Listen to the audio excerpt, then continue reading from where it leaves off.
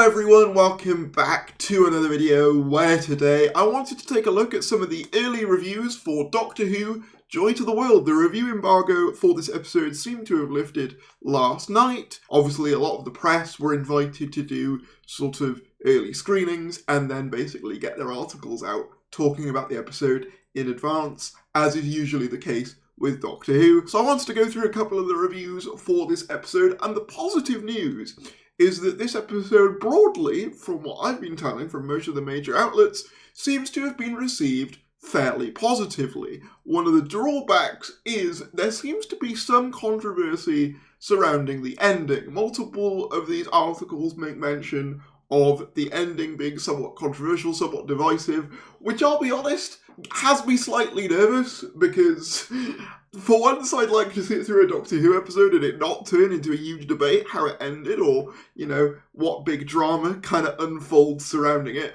And I think I might know what they're planning on doing for the final scene, but we'll talk all about that in just a sec. If you are new around here, feel free to subscribe. If I could have anything for Christmas, and it's probably not going to happen, it'd be to get to 25,000 subscribers before New Year. That'd be greatly appreciated. Probably ain't going to happen, but hey, I might as well say it. Maybe Santa Claus is watching, who knows? But let's just get right into it. So I'll start with the Radio Times coverage. Now obviously I won't read every single bit of every single article, but I do want to give you like a taste of what these people are saying. So Doctor Who Joy to the World review. A very Moffat Christmas pays off. Our spoiler-free take on Stephen Moffat's Christmas special Joy to the World.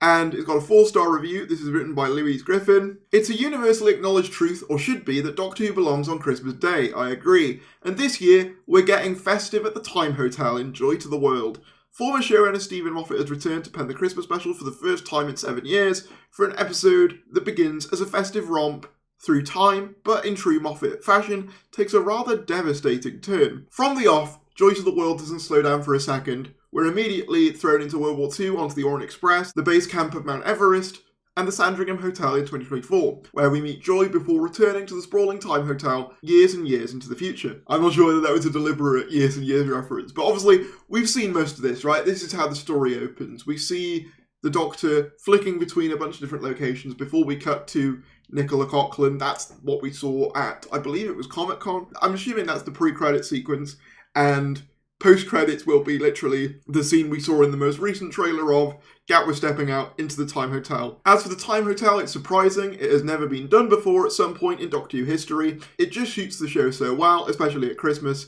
It never gets old seeing the Doctor race through time and space in an instant. That big old Disney budget is going to be used anywhere. It's surely going to be spent on making every different part of time and space, and the T-Rex, of course, look as beautiful and as real as possible. While the episode verges into the frantic at points, due to it having so much to fit in, it's forgivable for a Doctor Who episode, especially one that covers thousands of years. We've got festive adventures to have after all. Yeah, I mean, judging by the trailers, there seems to be like a lot going on in very quick succession and a lot of different scenes. So this seems to have quite a like frantic sort of universe-spanning energy to it, much in the same vein as something like Series 6 often did, where you'd have like, you know, the Doctor visiting multiple different planets in an episode, trying to formulate some sort of plan. I reckon this is going to follow in that similar mould of like sort of general Moffat structure. The cast are also wonderful, although the guest star Coughlan is underused. Oh, that's a shame. Joy is still a nuanced and flesh-out companion in her own right, something that's not so easy to pull off with an ensemble cast in a standalone special clocking in at under an hour. That's disappointing that Nicola Coughlan is apparently underused, according to the Radio Times. That was something I was most excited for with this special, because I was watching it on Graham Norton. I haven't even seen her or anything else, but she seems really fun and really nice as like a personality and really entertaining, and she has a lot of fans through her work and stuff. And I know that there are a lot of people watching this episode specifically because Nicola Coughlan's in it. So it'll be a shame if she's underused. Maybe the door will be left open for her to make some sort of return in the future. Who knows? Not even death can stop characters returning in Doctor Who, so we'll have to wait and see. We already know Gatwa is a marvel, and it's a joy, to watch him back on screen. Somehow, after gorgeous performances in Season 14, we still get to see a surprising new side to his Doctor, which won't be forgotten in a hurry, in a back and forth between Gatwa and Coughlan, which will keep fans glued to their screens. Really glad to hear that we're going to see more sides to Gatwa's Doctor. I do think the lack of Gatwa's Doctor was one of the big kind of downsides of the last series of Doctor Who. And to see an episode where Ruby is now gone and he can sort of take more centre stage, I think is needed and is welcome for me, because I do like Gatwa in the role. But rather unexpectedly, it's Steph Dewaley who steals the show as Anita, the staffer at the Sandringham Hotel, with a genuinely beautiful sequence of television. Publicity around the episode hasn't focused much on her character, maybe intentionally, but in the space of just a few minutes, she and Gatwa create a spot of magic that feels straight out of Moffat's own era as showrunner. Yeah, so I saw another review mentioning Anita, and to be honest, I didn't know who it was. And then I realised that it's this person who's helping Joy out in the hotel, which I assumed would be rather just like a character that we get introduced to in the pre-credits and then we don't really see much of again. But it seems like she reoccurs throughout the episode, which is quite an interesting idea. That's not to say it's perfect, though. The ending will require a bit of generosity from the viewer as it attempts to wrap everything up into a neat Christmas gift, and the final scene particularly might provoke a few eye rolls. A larger point is that there is a big emotional moment towards the end that will likely divide viewers, maybe even feeling a bit insensitive and jarring to some. So, this was the part of the review that had me slightly concerned, because from everything we've read, seems pretty positive, right? For the most part, everyone seems to be enjoying this, and obviously I'll read a couple of other reviews as well. But I started off with this Radio Times one, broadly because it seems to encapsulate the broad sentiment of this episode, where people are saying, yeah, it's pretty good, but they don't like the ending. And I think I might know what that controversial and potentially insensitive ending is. A lot of people have speculated that the starseed that we hear mentioned by the Silurian is actually going to end up being the literal star that the wise men follow in the Christmas story of, Jesus' birth and stuff.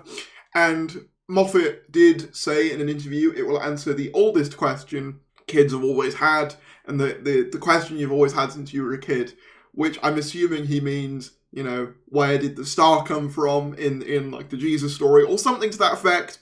And if that is what they do, obviously, cards on the table, I'm not religious, so it don't really bother me if, like, Doctor Who feels like doing a little, ooh, the star was an alien type thing. It's not particularly new, but I do understand completely why some people might be a bit like, no, I'd really rather you didn't do that.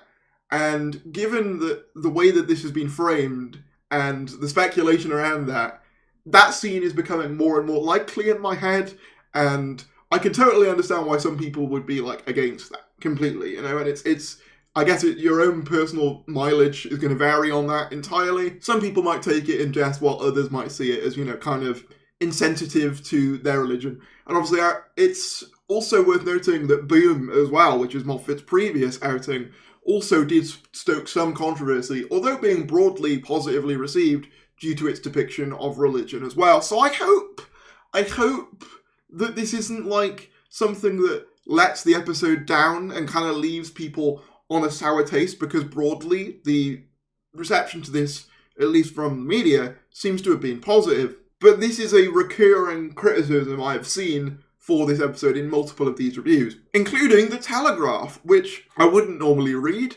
and is not normally a outlet I associate with giving Doctor Who glowing praise. But it says, Doctor Who Joy to the World First Look Review, the best Christmas adventure for more than a decade.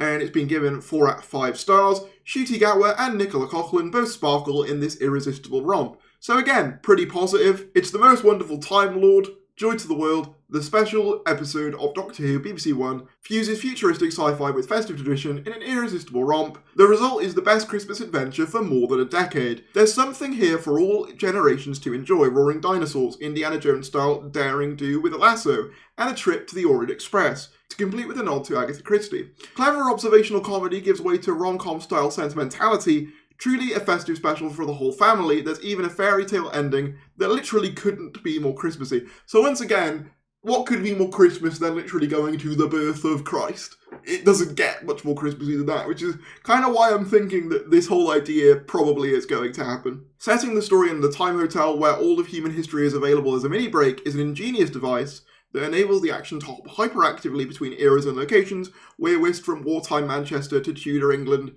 from Everest base camp to Russian submarines, from ancient Egypt to London circa 4202. It's Christmas everywhere all at once with so many sets. Fans must remember to send a big thank you card to Disney for the visually boosted budget. So this is something I'm actually also very much looking forward to. For me, Church on Ruby Road, the more I've thought about it, kind of felt a bit like underwhelming for like a Christmas special and your debut episode for a Doctor. It doesn't feel particularly big scale. You know, there's some nice shots in there, you know, like the Goblin ship and stuff.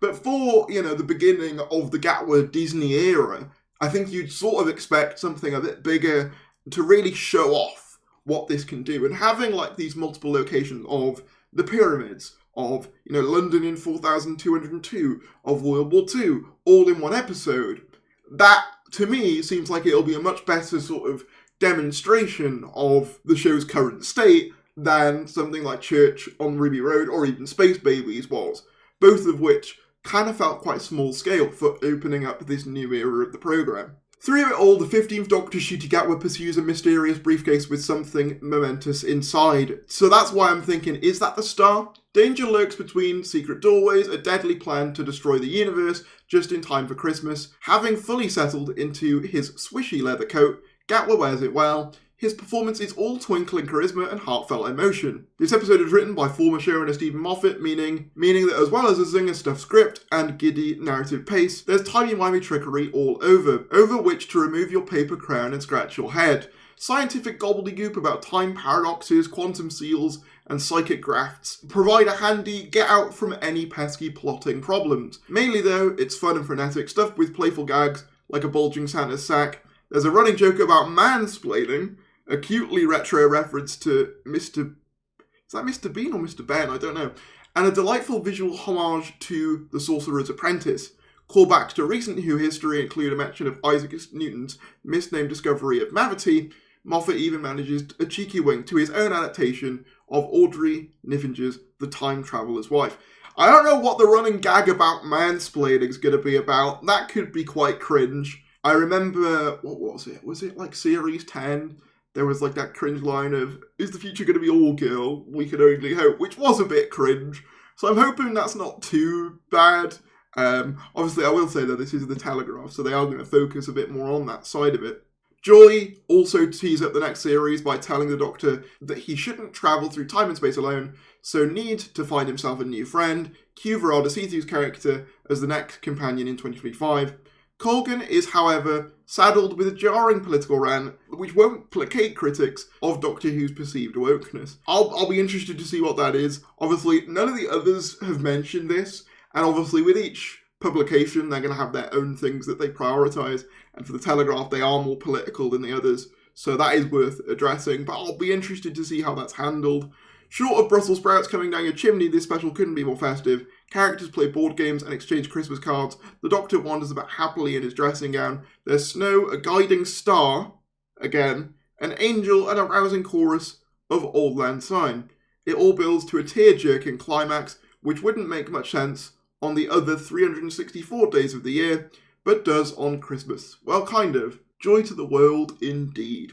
So broadly, again, a positive review from the Telegraph. A couple of issues that they note there, but they do say that the ending is really tear-jerking. And again, guiding starts, I think that theory is probably accurate, which I'm slightly nervous about. Bleeding Cool also had a review saying, Joy to the World review, Moffat lives up to the title. I'm not going to read all of this because this video is already quite long, but I will show this, which is their number score, which is literally a 10 out of 10. A pitch-perfect Christmas special that shows off all of Stephen Moffat's clever timey-wimey plotting, taking from laughter to tears and back again, with what feels like the ultimate Doctor Who Christmas special. It's very good to hear such praise for the episode. I just hope that it is enjoyed by, like, the general public, because I think with Doctor Who fans, we all have an aspect of, like, it's Christmas, you know, it's not going to be the best Doctor Who ever. But what the Christmas special really needs to do, especially following season 1, which didn't have the greatest ratings in the world, is basically go, hey look, Doctor Who's still here, and look, it's a fun romp for all the family for you guys to enjoy.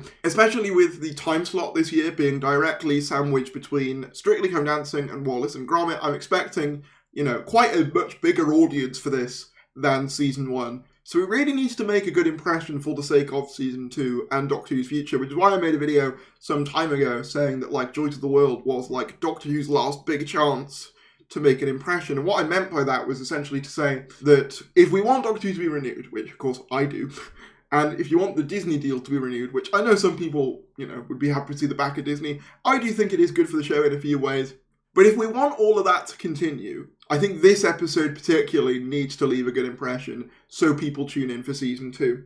And what will help that is a Season 2 teaser being at the end, which was confirmed recently to be happening. So I just hope this leaves people with a positive view of Doctor Who going into the new year, because I think that's very important. I will end on one of the more negative reviews. Doctor Who's Joy to the World Christmas special could shine brighter. I'm not going to read all of this again because, otherwise I'll be here forever, but I'll read a couple of bits. Not much has changed in the future year of 4202. People aren't living underwater. Instead, people go on time-traveling getaways via a futuristic hotel chain that lets you visit any point in human history. As if that wasn't impressive enough, the hotel's kitchen is located 30 minutes in the future, so your food always arrives immediately. Could this hotel get any better? That's such a Stephen Moffat concept as well. The idea of a restaurant 30 minutes in the future so you're never waiting for your food. That's really clever. That's really fun. I like that a lot. The time travel of it all is central to the plot of the special, but some plot points result in viewers barely getting to know much about Coughlin's Joy. Yeah, that's something that, like, the other review, I think Radio Times said as well, so I am a bit concerned about that. But the Doctor takes the long way around to meet another companion of sorts, who's far more interesting and better fits the festive theme. In this woman named Anita, the Doctor finds a kindred spirit, and it's here that the special shines brightest. It's really interesting that this character, who's not been focused on the marketing at all, seems to have been the highlight for people. That's very interesting. It's also rather Christmassy without feeling forced. Even the scenes that aren't set at Christmas, that's because the camaraderie of our Doctor develops with Anita. This gentle opening up of two souls is far more poignant than what comes with Joy, who's supposed to be the star attraction. It's weird to think that you would split a big kind of character developing moment with another character. Surely you would give that to the big guest star. It's a weird choice to me. Coughlin is entirely innocent, of course, doing her best with the material at hand, but once all the sci-fi shenanigans kick back in, including an unimaginative T-Rex and little else, you'll find yourself looking for the smaller moments where the Doctor bonds with Anita over Chinese takeout or a game of Cluedo. After Gatwood took a bit of a backseat in his own first season, it's refreshing to see the show dig deeper into what makes this Doctor tick, beyond the plight of his companion, not to mention the depths he'll go to do the quote-unquote right thing. That's very interesting. I'm very glad to hear Gatwood is more of a big feature in this, because that, as I said, was one of my big issues with Season 1, was it does kind of feel like, obviously it's not really Season 1's fault, but because he was on Sex Education, he kind of feels a bit more like he takes a backseat in favour of Ruby, and I wanted to learn a bit more about Gatwood's Doctor in the first season, so it's good to see that that's more of a focus in this special. The end of the episode tries to have it both ways, with more character development married to timey-wimey antics, that also brings in the Christmas spirit you'd hope to see in a Doctor Who special like this. The result veers between heartbreaking and cringe, like a TARDIS battered by the time stream. Oh dear. Without being able to go into any specifics, just know that the final few moments of the special let it down. It's almost like a completely different person wrote the endearing middle segment. If, as Stephen Moffat suggested, this does turn out to be the last time he writes for Doctor Who, it's a shame he didn't end on the far superior Boom that aired earlier in the year. That would have been a far more explosive climax, befitting of his legacy. Yeah, so this one is probably the most negative one that I saw when I was looking through the reviews of this episode. Obviously, this is by no means an exhaustive list of every single review of Joy to the World that's out there. There's more, and hopefully I'm not going to get done for reading too much of these articles. But obviously I wanted to give you guys an idea of what to expect of this episode before, it comes out. And obviously, but the thing that does concern me a little bit there is obviously another person saying the ending lets it down. They are saying that there's an endearing middle section, but they ultimately say that Boom is better, which, to be honest, I'm not particularly surprised by. Christmas specials never tend to come at the top of, Doctor, lists of their respective episodes, other than maybe Christmas Carol, which is my personal favourite. I was kind of hoping that this episode would be more of a Christmas Carol style of episode, as opposed to a more, Dr. Widow in the Wardrobe type episode. And it's hard to tell because it is being reviewed very positively, but I do worry about it veering a bit too far into the latter territory. Because Christmas Carol takes itself relatively seriously, it takes the source material relatively seriously. Doctor Widow in the Wardrobe is a lot more twee, and I think obviously that works to a certain degree with families, so maybe it'll be fine. But I just hope that this is received well, basically, is my ultimate point. But broadly, the reviews do seem positive at the moment for Joy to the World, with a lot of things to praise. My main concerns are that ending, which I've discussed what I think that will be, given the certain clues that we've been given. Lack of Nicola Colgan's use, given she is a big guest star. But positives seem to be it's very fun, very heartfelt, with some good character moments, which is something I did feel I was missing a bit in Season 1, so I am glad of that. But ultimately, we're just going to have to wait and see until Christmas Day, which is very, very soon now, which is mad. But let me know what you guys think about these reviews in the comments below. Is there anything that excites you, anything that worries you about Joy to the World? Let me know. Subscribe if you're new, like if you enjoyed, and I'll see you later.